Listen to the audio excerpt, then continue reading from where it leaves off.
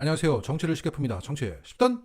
연일 지역을 돌아다니며 특정 인사에 손을 들어주고 있는 한동훈은 본격적으로 검핵관들의 자리를 만들기에 들어갔다고 보입니다. 이 상황을 보다 점잖게 표현하면 이 한국일보의 기사 제목이 되는 것 같습니다. 중진 물갈이, 비움, 자객공천 채움, 한동훈표 공천 본격화. 오늘 김경률 낙하산 논란 과정에서 얘기했듯이 한동훈은 투트랙으로 가겠다는 겁니다. 그러니까 국힘 공간위의 경선 룰로 중진들을 정리하고 불리한 곳마다 자객공천하면서 바람을 일으키겠다는 겁니다. 자, 여기서 한동훈의 특징이 드러납니다.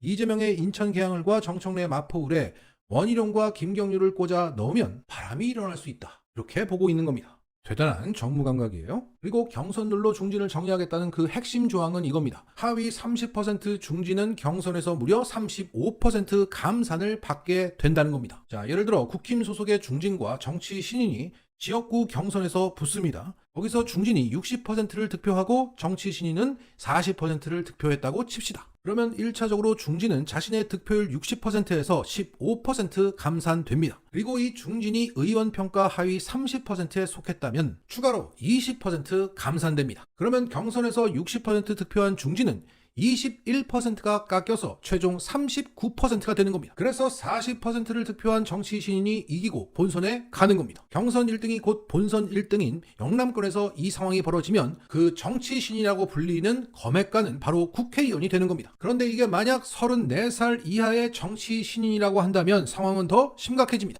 그는 20%의 가산점을 받기 때문에 그 중진이 더 높은 득표율을 받는다고 하더라도 떨어질 수밖에 없는 겁니다. 한마디로 34살 이하의 검핵관 또는 용핵관 또는 윤핵관은 무적인 겁니다. 쪼코에 쪼코. 자, 예를 들어 용산이 과거 노골적으로 반기를 들었던 대구의 주호영을 떨어뜨리고 싶다고 칩시다. 그러면 34살 이하의 용핵관 한 명을 보내는 겁니다. 젊은 정치 이런 명분을 내세우면서 보내면 주호영은 떨어지는 겁니다. 그래서 어제 박지원 전 국정원장은 이준석에게 공개적으로 축사를 보냈습니다. 이준석에게 축하의 말씀을 전합니다. 한동훈 비대위원장이 동일 지역구 3선 이상 출마 의원에게 감점 15% 한다고 발표했다는 보도가 나왔습니다. 3선 이상이라면 영남 출신이 대다수입니다. 검핵관, 용핵관은 살리고 당의 의원들은 죽이는 공천 학살이 예상대로 시작됩니다. 이들이 개혁신당으로 우르르 몰려가면 개혁신당은 원내 교섭단체 구성, 기호는 3번, 선거 국고 보조금도 많이 나올 겁니다. 거듭 축하드립니다. 자, 이만큼 이 경선 룰은 영남권 중진 학살용입니다. 그리고 현재 대구 경북은 당원 100% 경선으로 치러진다는 안이 검토되고 있습니다.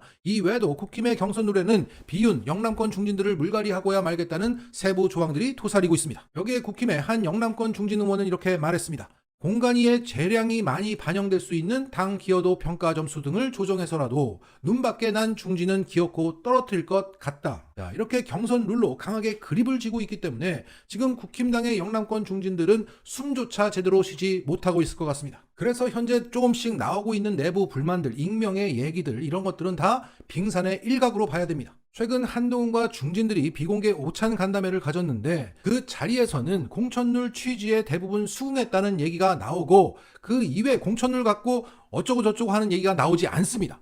분명 조용할 리가 없는데 조용한 겁니다. 오늘처럼 국힘의 김성동 마포을 당협위원장의 반발처럼 누가 봐도 억울한 상황이어야 찍소리를 한번 낼 수 있는 겁니다. 그런데 그마저도 진압이 되고 있습니다. 아, 대박입니다. 자, 내일 국힘당은 전국의 그 김성동과 같은 당협위원장들을 일괄 사퇴시키는 안을 의결했다고 합니다. 뭐 명분이야 많죠. 예비 후보자들 그 정치 신인과 당협위원장 간의 형평성 문제가 제기돼서 공정성 확보 차원에서 사퇴를 시킨다고 합니다. 그러니까 17일 날 김성동의 찍소리가 한번 나오니까 18일 날 일괄 사퇴. 대박입니다. 하지만 이렇게 작용이 세면 그만큼 반작용이 센 법입니다. 어떤 계기를 만나면 이 억압된 상태는 반드시 폭발합니다. 아니 그 국힘의 영남권 중진들이 그 계기를 만들지도 모릅니다. 살아남기 위해서는 뭔 짓을 못합니까? 그리고 예정된 계기가 있죠. 앞으로 진행될 그 김건희 특검법 제2 표결이 바로 그것입니다. 그래서 이렇게 강하게 억누르고 초장에 진압해버리는 거 아닙니까? 여기에 민주당은 국힘 중진들의 동태를 잘 살피고 있다가 가장 적절한 타이밍에 잘 투척하길 바랍니다. 어찌됐든 지금 국힘 상황은 폭풍 전야입니다. 군사 독재 시절, 그 민정당 시절 이래 가장 센 압박감에 시달리고 있는 그들은 폭발합니다. 만약 그들이 폭발하지 않는다면 민심이 폭발할 겁니다. 어제 MBC는 최상병 사건 초기 박정원 대령의 부하인 해병대 수사관이 경북경찰서의 대응을 원망하는 통화 녹취 파일을 공개했습니다. 그러니까 해병대 수사관은 진실을 밝히자고 했지만 윗선으로부터 외압을 받은 경찰은 그러지 못하는 상황에 무기력함을 느끼면서 흐느꼈던 겁니다. 여기에 지금이 검사 독재 시절임을 통렬하게 실감하고 있는 많은 시민들이 함께 울었습니다. 현재 이 영상의 조회수는 87만 회로 기대만큼 많은 조회수를 기록하지 못하고 있지만 그 울림은 이 대한민국을 뒤흔들기에 충분했다고 생각합니다. 그래서 다시 한번 주요 부분을 재방송하겠습니다. 저희 수사단장님이 형사입건 됐습니다. 휴대폰도 압수당하고 압색 다 들어오고 여기도 짐동시 다 들어와 있는데 무슨 근거로 그 사건 기록이 그렇게 가야 되고 왜 경북청에서는 이첩받았다고 정당하게 말을 못하시고 뭐가 그렇게 무서운지를 잘 모르겠습니다. 이렇게 세상이 무서울 줄 몰랐습니다. 다음에 꼭 사건이 꼭 거기로 가면 철저하게 수사를 좀 해주십시오. 팀장님. 알겠습니다. 저희 무고한 해병 대원이 한 명 죽었습니다. 항변을 듣던 경북청 팀장은 무기력감을 느꼈는지 흐느끼기 시작하고 전화는 이렇게 마무리됩니다.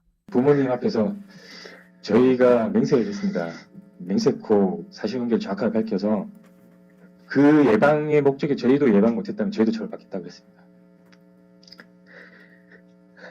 감사합니다. 전화 주셔서 팀장님. 알겠습니다. 감사합니다. 팀장님. 저 해병대 906기입니다. 대선배인 거 알고 있습니다. 알겠습니다. 자, 저 경찰관이 받았을 그 압박감이 저에게 전해져서 화가 나기도 하고 서글퍼지기도 하고 눈물도 납니다. 시절이 얼마나 독한지 윤석열 당선의 귀책 사유가 있는 저 국힘 영남권 중진들도 이 영상을 보면 동병상련을 느낄지 모르겠습니다. 윤석열을 반드시 심판합시다. 우리 대한민국이 어떤 나라인지 꼭 보여줍시다. 라스뉴스! 오늘 서울의 소리는 한국프레스센터에서 외신 기자회견을 가졌습니다. 여기에 미국의 뉴욕타임즈, 영국의 이코노미스트, 일본의 니케이, 홍콩의 사우나 차이나 모닝포스트 소속의 기자들과 가디언 등 영미 언론의 한국 관련 기사를 기고하고 있는 라파엘 라시드 프리랜서 기자 등이 참여했고 주최 측은 김건희 명품 수수 사건을 설명했습니다. 그리고 기자회견 말미에는 김건희 명품백 수수 사건 당사자인 최재형 목사가 무속인 천공과 4차례 직접 만났다는 사실을 뒷받침하는 사진과 맛보기 영상 일부를 공개했습니다. 그러면서 최 목사는 그 만남에서 천공이 내가 통일을 준비할 것이라고 말했고 통일이 될 시기까지 얘기했다. 그리고 자신이 김건희와 어떻게 접촉이 되고 자신의 의견이 어떻게 국정에 반영되는지를 나에게 설명했다. 그리고 지난 영국 엘리자베스 시신 조문을 안 한 것에 대한 이유도 말했다 라고 전했습니다. 그러면서 조만간 서울의 소리를 통해서 천공이 발언한 영상을 공개하겠다고 예고했습니다.